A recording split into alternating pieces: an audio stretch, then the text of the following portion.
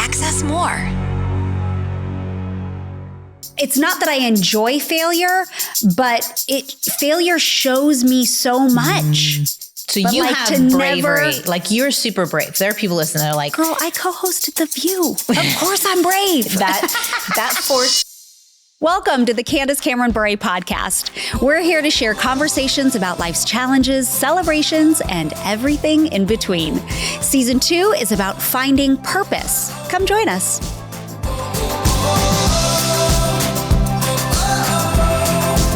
Before we jump in, I want you to know Access More is the preferred place to listen to and watch my podcast. At accessmore.com, you can find other great faith-based podcasts on audio and video. Just go to accessmore.com. Hi, friends. It's another week of the Candace Cameron Bure podcast, and I'm with Heather McFadden, and we are talking this week about shrinking or swelling. Yeah. That could sound like a whole lot of different things. It's kind of like Alice in Wonderland. Think about. Okay, yeah, good. Yeah. Good. Will you actually describe and recap what we have talked about and then how this fits in the context of shrinking and swelling? Yeah. So we've laid out all those boundary lines. We've figured out for you, you're going to listen to God. You're going to figure out what your space is. I think some people know. They might not have had to even go through that framework. And they're like, yeah, I know God is pointing me to this space and I'm terrified. And so there's this fear. And so there's a shrinking back. There's also an aspect of our culture and personally where we don't really want to fill our space. So we're filling everybody else's space for them. So we're swelling. And that is actually the Hebrew word for pride is swelling. So we're going past our God-given space into other people's spaces. So we'll talk about that. Great. And then it's just like, I technically can only take up this space and it's mine. And if I take up your intended space, that's not helpful for you. So we're going to talk about that aspect. I love that. Okay, but before we do, we shared earliest memories in another episode. I have a question for you, a little more specific. Do you remember the first play you ever saw? I do. I don't remember the play itself, but I remember going to The King and I with my grandmother and my sisters, because I remember putting on a pretty little dress and tights and little patent leather It was Mary a special Jane event. shoes. Yes. It was a very special event, and I had to be very quiet, like I could not move. My grandmother was like, shh, shh. My grandmother was also a teacher, but I do remember that, and it was wonderful. I love theater, by the way. So you do, yes, yeah. Because I mean, do you love? There's the movie industry, and then there's the stage, and sometimes they don't meet. And you know, I've never been on the stage in my career. In terms of, I've never done a play. I've never done theater, which is completely different. And I look at it in such awe. But there's nothing in you that's like, for, I want to do that. Actually, there is. I couldn't really do musical theater because we mentioned the singing. Know, really sad. God didn't give me a singing voice, but I could do a play. It is intriguing. I feel like one day I probably will, but it never. It wasn't a space God assigned you. Space God assigned me, but I love the theater. I just love it as a patron. Yes. Yeah. Yeah. I am a big fan of the musical theater and I'm so thrilled that my oldest son just got the lead part in his school play and he's never auditioned. What play this year? I've never heard of it. It's called Curtains. It's a like murder mystery play within a play and he's the detective. That's so exciting. I'm literally trying to not be too excited. I think it's like shopping with a teen daughter when she's trying on certain dresses and you're like so excited, but you like can't show it. That's how I am with this because I adore musical theater. I do too. Lev, when he was in 8th grade, got the lead part for Guys and Dolls. Oh my. That's and amazing. I was like, wow, that's great. Do you know how to sing, Lev? And he's like, I'll be fine. I'm like, I've never heard you sing. Are you okay? He's like, I'll be fine. Went and watched the play and I was like, what? You can sing. What happened? It's a grandparent or something. It's not you, right? Oh my goodness. So I knew Natasha could sing, but I didn't know Lev could sing too. But it's not something he uses or is interested in, but he can actually sing if he needs to. Yeah. Well, this son, it was like he did musical theater in middle school, but then he kind of rejected it as his thing. And even to the point we went to New York in February last year and saw 4 different shows. But originally I bought 0 tickets because he said, oh, I don't like musical theater. I don't want to see any shows. And I was devastated. Yeah, I would We be get too. there and we get all these last minute tickets where you can go into the box office. Yeah. And I've one done that. time I discovered something that will apply to this topic we're talking about. The usher showed us to our seats and we're settling in, it's February. So taking off all the layers and meeting the person next to us. And then the usher comes back and he said, oh, I'm so sorry. This isn't your seat. It was still an equally good seat. It's just over across the aisle. And I realized sometimes we are taking up someone else's space, not necessarily crossing over our boundaries, but saying yes to something that was intended for someone else. Like if I say yes to something, then no one else can do that thing. If I'm sitting in that seat, it would be really awkward if someone sat on my lap and watched the whole musical with me. So have you ever had that where like you're extended an invitation and you were going back and forth on if it was God's idea? Yeah, I've had that happen before. I do remember a time I used to do a lot of speaking at women's conferences for about 10 years. That was when I was taking my break from acting to stay home and raise my kids. But because my faith was growing, I was like, oh, I'll share my testimony. And I got asked for at a few churches, a few moms groups. And I thought, sure, I'll do this. Well, it became a little bit bigger because as some listening, you might be familiar with conferences like Women of Joy or there's just if gatherings, like all kinds of things. So I would get invited to be a speaker and share my testimony, which I did for many, many years.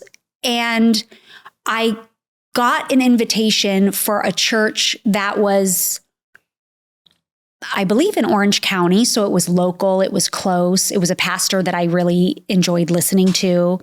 And they asked me to speak at their women's annual event, but it was topic specific. And so they said, here's our theme. Here is our topic. Could you teach on this? Yeah. And I'd never been asked to teach on something. And it was specific to a topic. That you would need to research. That I would need to research. And I was praying about it. And I'm like, this would push me out of my comfort zone. I've never done this. I share my testimony. And so I prayed and I thought, God, do you want me to do this? Are you stretching me? Is this an area? And I'm like, yes. Let's give it a go. I'm a person that I like to say yes as much as possible, even when it scares me. Oh, that's good to know. Yeah. Don't ask me to do ask anything. her to do something right now. I'm like, I double dog dare you. And I'm like, okay, I'll do it. This is why the to-do list is long. So I accepted the invitation and I was like, God, just show me where to start, what to write on, what you want me to say, the topic. And I kept praying and I would sit at the computer and I would start writing a few words. And then I'm like, nothing's really coming. Yeah. Try again the next day, write a few things. I'm like, nope, not working, delete. Really thought about some things, trying to connect the dots to make it a teaching lesson. It just wasn't working. And this was for about 2 months. I tried working on it. And because I was booked out probably 6 months in advance. And so 2 months into it, it just was like dry. There was nothing there and God was not giving me a word. And there was no like supernatural insight in this stretching. Yeah, there really wasn't. And I realized at that moment, and this might be my own opinion, but I really do feel like it was a time when God said, your gift is not teaching, Candace. It's not. But you are to share. You're to share your testimony. You're to share other things about me. But I didn't give you the gift of teaching like some of the well-known Bible teachers that we do their Bible studies. So that was like, oh, okay. And I was okay with that. Yeah. But, it was a little embarrassing with the whole event because I had to call up the director and I just said, hey, I know that I'm supposed to teach on this topic and speak on this topic. I'm really not actually comfortable. I've been trying to do this. et cetera, et cetera. Would you be comfortable if I could just come in and share my testimony and I could try to connect it and share some stories within the theme of your topic, but I would feel more comfortable. And they said, yeah, of course, no problem. And I was like, oh, okay. Totally. And that's a good example. That was like, that space isn't meant for me, or at least at that moment in that time, that was not meant for me to do. Yeah. And you had to wrestle through it. I still don't think that's my gift either. So wrestle through it with God. And like, I've had that with speaking things. And I think, oh no, I have to say yes. And then I'll like bend over backwards to make it happen. But I suddenly realized if I say no, they'll find another speaker. And that could be a really important step in that person's journey of discovering whether they are a teacher or they're not, or what God's doing. Like, I don't have to be the one that fills all the spaces. Yep. Yeah. Totally. Yeah. And you're such a good guide. Like, that's what you are doing through the show. And you did last season with Tara Lee, like owning that for yourself. Yes. And just instead of trying to be something that you're not. Right. Like we talked about with the strength finders, like maximize the strengths that you have. Exactly. Yeah. Exactly. And I have a lot of great friends that are very wise. Yes. That you could hire for your speaker. That I can, bring on and share with all of us and let's learn together. And gosh, this whole maximizer thing, by the way, like now that I'm seeing that that's a strength, I'm seeing it in so many different places. Yeah. But yes, that's exactly what I can maximize those relationships and the information that you all carry so well and speak so eloquently on, but really teach us meaningful things that we can walk away with to equip ourselves. And I love that I get to do this. Well, with you. I love it as well. It's so fun. I think another aspect of this knowing who we are and who we're not is also knowing where we end and where someone else begins. Like recognizing my pastor's wife, Vila, she would say, and she might have gotten this from her counselor, your hula hoop. It's kind of like picture hula hoop space, a hula hoop around you. And a lot of therapists might use this analogy, but knowing what's yours and what's not yours and self-differentiating, which is a big word, but knowing that I am separate from you.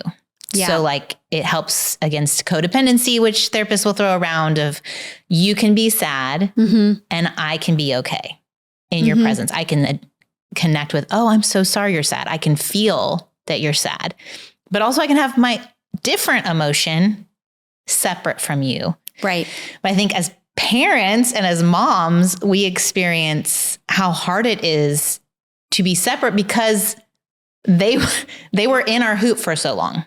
Right. They were one with us for so long. And then they start becoming their own people. And it's hard to not, I call it hoop jump and take a piece of, be in their space. And try to solve their problems for them. Yeah. Do you have that? Oh, I do that all the time. I do that all the time. But now that my kids are in their 20s, they're all like, Mom, take a hike. Like, you don't get to do this anymore. Yeah. Which I know. And sometimes on the reverse, I'm like, you're an adult, so you figure it out. Yeah. But I absolutely do that because obviously not only am I their mom, but I am older. I've experienced more things in life. I should have more wisdom and a bigger perspective on a decision. And there's always that place where you want to protect your children, or maybe you want them to grow, but you already know the answer that will just be quicker, that you're like, just do it this way, way, because then you can get to the point faster. You can get to the result faster. But you're like, be efficient. Yeah. And sometimes it's like, but I want to do it this way. And it's hard as a mom to just go, great. Do it your way. I mean, and don't you think part of it too, we don't want to like them to experience failure. Exactly. Because you're trying to protect them. Yeah. Yeah, that's exactly it. And every once in a while, I mean, probably more often than I'd like to admit, I get surprised when my kid's way was perfectly right for them. And they achieved it, or they did it, or they got the result that they were looking for, and it wasn't my way. Yeah. And I actually love when that happens because it just shows me, like, Candace, you don't have to control everything, and not everything has to go your way, and all the things. And we have to remember it's their God-given space. That God is working with them and refining them and their dependency on him. You know, it's not totally. We don't want them to be dependent on us all the time. I'm not to talk. Max loves when I talk about him anyway. But Max, my youngest, he is like the luckiest guy. Tell me more about being the luckiest. Or just call it, that God's just always there. But he's kind of, fly by the seat of his pants, just like, doesn't worry.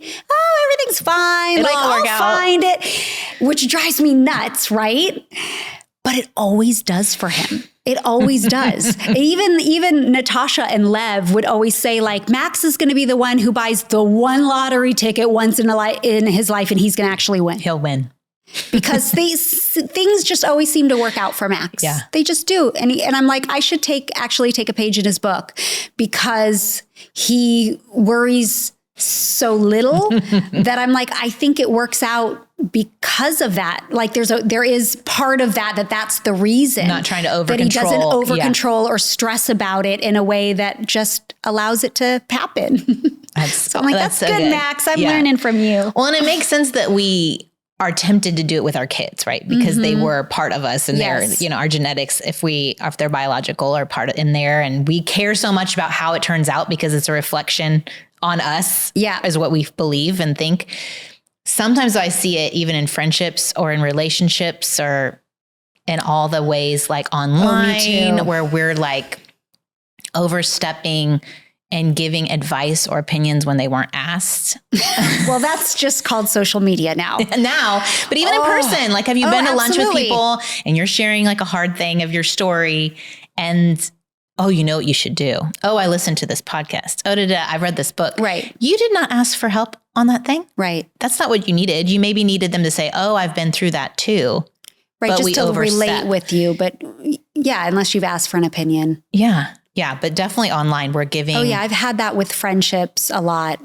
I'm thinking of stories where some friendship, they were hard to hear opinions that just felt were not asked for and felt out of left field. And I was like, not only is that not like, doesn't feel good as a friend for you to say that to me, but I'm like, but it's actually wrong. Like, that's just bad advice. It's like Job with his friends, right? Like, they were straight up wrong. They were wrong. And they were overstepping and saying, oh, I know why this bad thing is happening to you because you must have messed up or whatever it is. Exactly. Yeah. But I think we do that out of a place of insecurity in our own space. We're like, well, my life's not going so great, but I know how your life could be better. Yeah. What? And I also feel like that because of social media, and I'm on that every day, and I love it because I love connecting with people. So I genuinely like reading everyone's comments and responding to what I can. But a lot of times I feel that people overstep their bounds on social media and are very specific about it. And sadly, I find that in the Christian community, it's even worse. Yeah. And I don't want to make this about let's bag on the Christians, but I think as Christians, if we're having an in the church little convo, like a little gather up, fireside chat, how are we going to treat each other better? One way is let's not go into someone else's space and tell them how to live their life. Right. Because a lot of that has to do with conviction as well. And there's a difference between specific instruction from God and then what you are personally convicted about. Yeah. And those lines of conviction on so many different topics are just different for different people. And again, don't confuse the two. Like, we know when God's word states something, but there's lots of gray in there where we can think about what that means to us. I mean, modesty and dressing ourselves and clothing, like that's one of the easiest examples that I can use because what my boundary of what modesty means to me might differ to you. Yeah. It might, we aren't wearing hats or coverings today, and that's biblical to keep your head covered. Right. And yes, so we're not doing that. Right. And I think too, like, people have reached out to me and about different ads I might have on my show or how something is going to cause someone to stumble. And I honestly, my response, and tell me what you think about this, is I am not responsible for someone stumbling that is outside of my direct community. I cannot know every single person's story that listens to the show because I've never even met them. Right. So I don't know what your particular stumbling block is, but if I am in and I have a small group and there are, 5 of us, couples, families. Mm-hmm. I know these people. I'm living alongside these people. I know their storylines. And if I know there's a specific area in their life that there's a weakness, mm-hmm. or they could fall away in their faith, or they could fall into some pattern of behavior that they are avoiding, I would never in their presence do something that would lead them to that behavior. Right. And that's what Paul was talking about. Right. It was in community, and a church meant a small group of people gathering in a house. Right. It wasn't all of the people who believe in Jesus and all of the world on the internet. Right. And that's what a lot of people think. And they also, I think devil's advocate would be like, yes, but as a public person, it is your responsibility to, leaders, and this is biblical, all are called to a higher standard. And so you and I are not like out there, like doing the things that we would know are in general moral standards. Right. But small, slight little things that for that person, they reach out and they were personally offended. It's like, I can't know your line on that. It's impossible. Right. And it would actually keep me from doing the good work God's given me to do if I kept that in mind all the time. That is not my responsibility. Yeah. Yeah, it's hard. The hula hoop space and overstepping that boundary can be a tricky one. Yeah. I think it's something that I even had a friend. I made a comment on I don't like Facebook. Are you a Facebook person? I'm on Facebook. Yes. But are you like engaging it or like scrolling through at times. It's just they're different for me. Facebook is very different than Instagram. Yeah, it's a different audience. Vibe. I actually just have a more personal group of friends on a private Facebook page. I have a public one also, but I do have a private one, and I will read through that because that's where my mom posts. Like my mom's not on Instagram as much. So I do look through Facebook, but I don't spend a lot of time on Facebook. I rarely comment on anything, and I happened to make a comment. And someone like texted me about it, questioning that I was saying that I was a part of something. And we ended up having a phone call, and I literally said, it feels like you're hoop jumping, because it was related to diet and like weight loss and things that I didn't ask for advice on. And I think we do that. You called that person out? I said, it feels like you're hoop jumping. This is not, I didn't ask for your thoughts and opinions on this. Yeah. Because we have to watch ourselves, even though they love you, Candace, right? They love you and they're thinking, I'm for Candace's best. And I think I know what's right for her. Right. Unless you're literally in Candace's little group. Yeah. That may not be your job. Yeah. I think that's an important distinction, which is what we're talking about. To remember that you also, within the people in your life, who's in that space, that hula hoop space in your life of who you take wisdom and counsel from. Yeah. And it doesn't mean that everyone else's counsel isn't necessarily good, but it may not be best for you because they don't know the whole story. Mm-mm. And that's not just with a public person. That's not just someone that, like me, like a lot of people know me and I don't know them, but this just is about your friends and your family and then your community. Like you might have community, but a lot of those people don't know you intimately, like your personal things, maybe only your Bible study or your family know you. And it's important that you really listen or, make sure that you don't listen to, what am I trying to say? That you're not like hinging everything in what your counsel would be from people that don't really know you. I always say, consider the source. Like when I get criticism or thoughts from someone, I think, is this a person that is valuable to me? Is this a person in my small group? Is this a really good friend? Is this my pastor? If they're giving me feedback, right, then that's something I listen to. Absolutely. Yeah. But if this is a person I have never met, it's like sometimes I'll get a negative comment and I'll read it out loud to my boys and they're like, who said that? And I go, I don't even know. So that doesn't get to influence my day, and it will often be a distraction. I am working on the book, let's say, and I will get that, and it'll be something to derail me from the space I'm supposed to occupy. Yeah. So I think keeping in mind, are you overstepping into your hoop for your kids, for your friends, for your family, and watch yourself. Like only give advice if they ask for it. Maybe is a good start. Unless it is someone close to you and you are saying like, you need to step in. Hey, I don't know. I want you to see this, or I want you to know what I'm seeing. Yeah.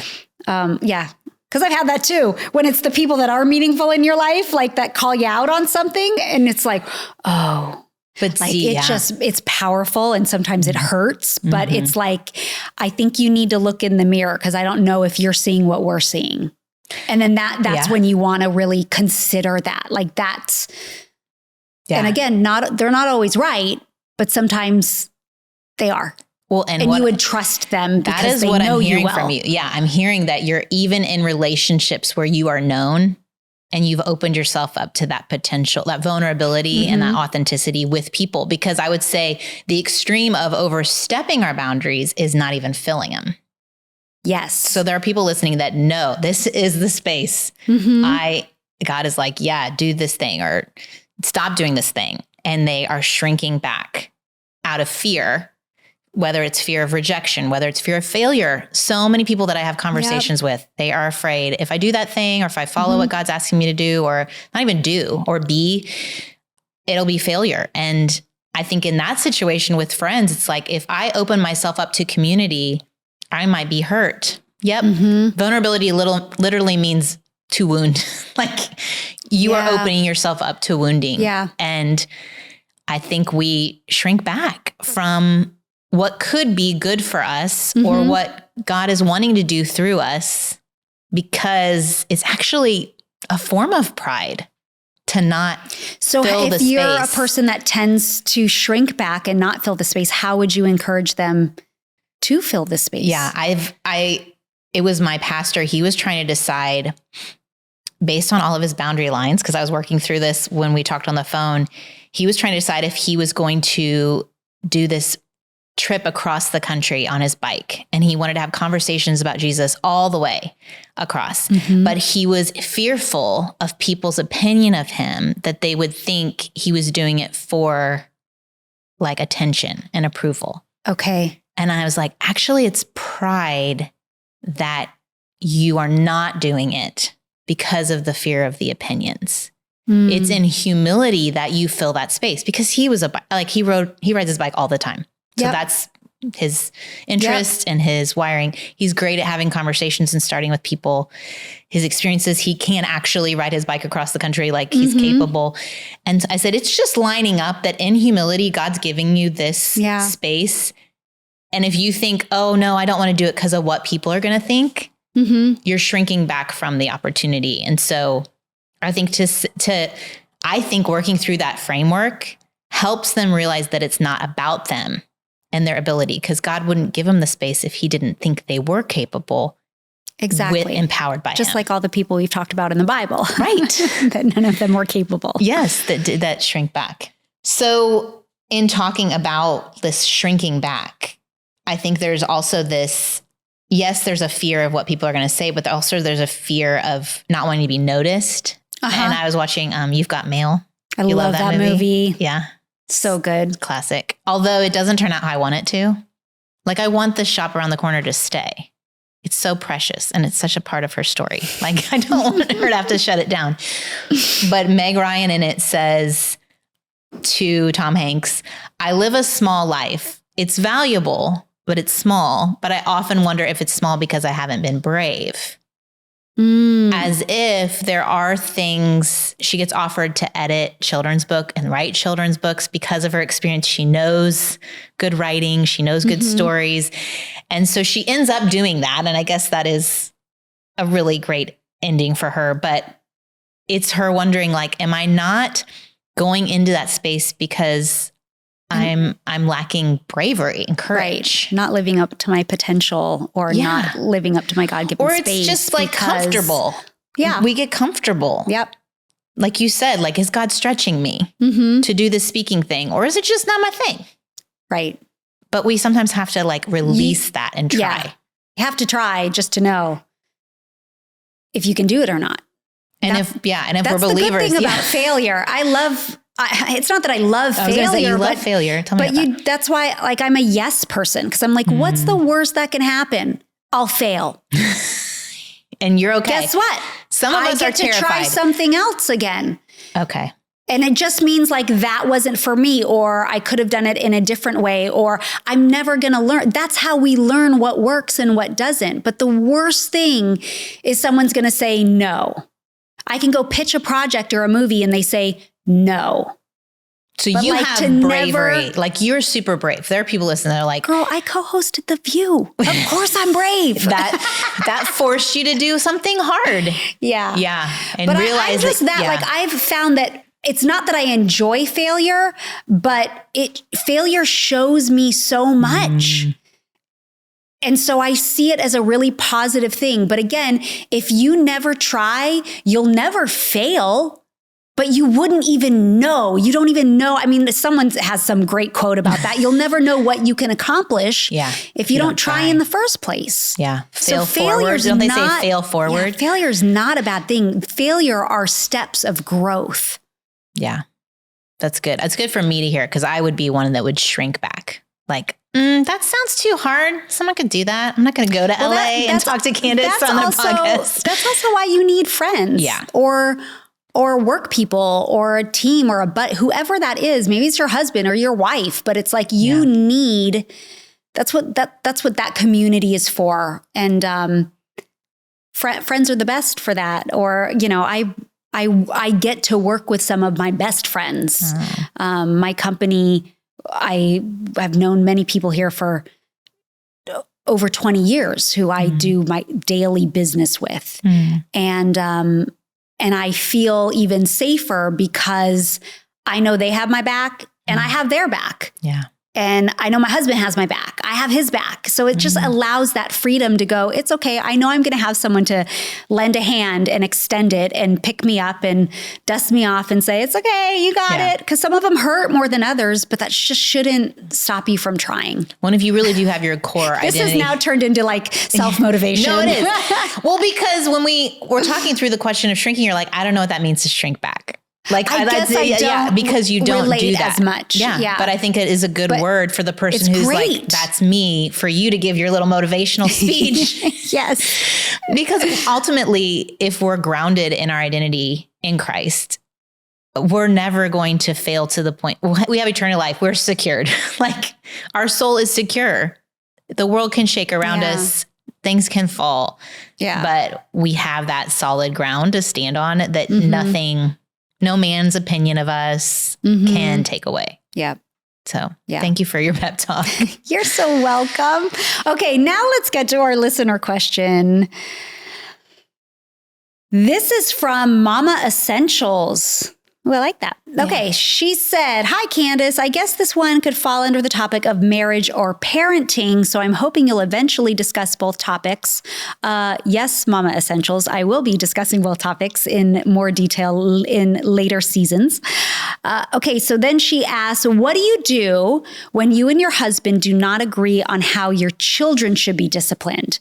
We're just starting out on our parenting journey, 2 boys that are 2 and 5 years old, but this is a very hot topic in our house that causes tension daily. Let's face it, it's because as parents, discipline is a daily battle.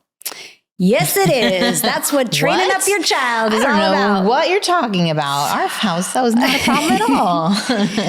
So you don't agree on, Mama Essentials, you and your husband don't agree on how your children should be disciplined. I'll just answer first because I would love to hear what you have to say, Heather. Val and I didn't always agree. We definitely came to agreements, and I don't think that's the worst thing in the world. I also think that because we're all human beings, we're all different people, and I don't think there's a one size fits all. I know that with my children, some of them are more sensitive, some of them are more tender, some of them need it to be tougher. Because they're stubborn. And so I feel like because my husband and I didn't always agree with that it actually was a very good balance as to what our children needed. Yeah. And to really discover what the best methods of discipline were for them, especially as they grow, because that discipline is going to look very different from when they're 2 years old to when they're 12 years old and when they're I was going to say 22, but you can't really discipline your 22-year-old. Say 17. You know what I mean? Yeah. But at the end of the day, what we had to compromise on when we disagreed is that the discipline always had to be done in love.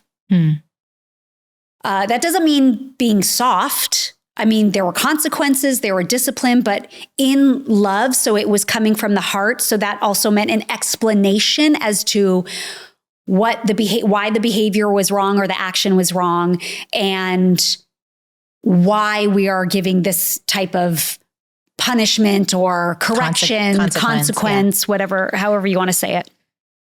And then an explanation as to why it's wrong. Because there are things, even when I was a kid, that I was just told, don't do this, but I didn't know why.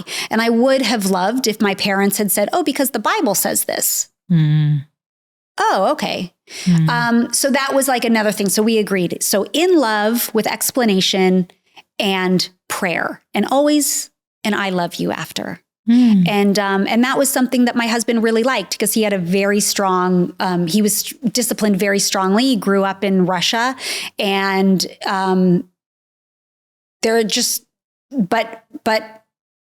Anne was a professional athlete, like even as a kid. It was just very strict, regimented and strict. So, but what he always said was like, but I never got the I love you at the end. So even that was important to him, to make sure that there was that difference, even though he's a strong disciplinarian, but agreed that like those biblical principles and the I love you was important. So maybe that will help. Maybe that's just giving you, Mama Essentials, just some other ideas of how you can align with your husband. Yeah. And it's okay if you don't align always.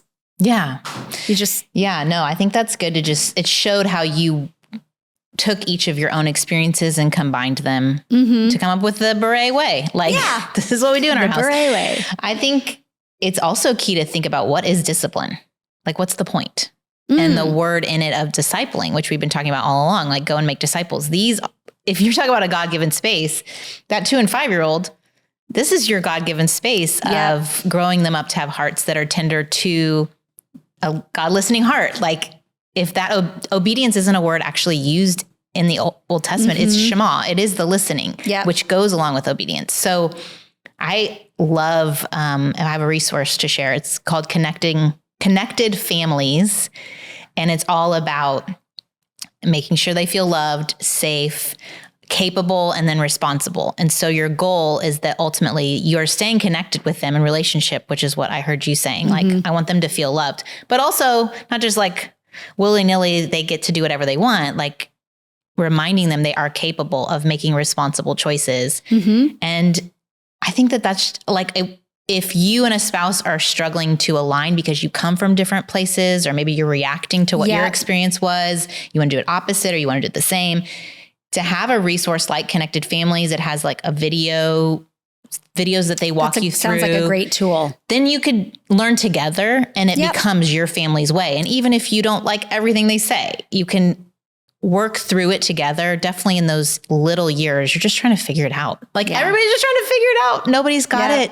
There's no one right way. And like you said, each kid is so different too. So you're going to adjust and be sensitive to the Holy Spirit. There've been moments of correction where I was like, about to say, what is wrong with you? You know, but instead I see out of the corner of my eye our feelings chart, which was on the fridge. It has all these feelings little faces like with when emojis. You go to the doctor's office, you're like, how are you feeling? Point to this smiley face or sad face. Totally. And in that moment, because in my mind, I just saw stubborn and like he could care less that he just hit his brother. And I said, what are you feeling? Instead of, what's wrong with you? What are you feeling? And he goes over to the chart and he said, embarrassed. Oh. And that the whole situation changed, because I realized he was feeling shame, but it came off as, I don't care. Wow. So that was just like being pricked by the Holy Spirit. Now I'm wishing I had a feelings chart when my kids were little. I'm just saying, every family's unique. Follow and be sensitive to the Holy Spirit in the moment. That's great advice. Well, if you're ever feeling like you're trying to figure it all out and you don't even know where to start, Well, we want to hear about it. We want your questions. We'd love to help you figure that out. And you can send any of your questions to Candace.com.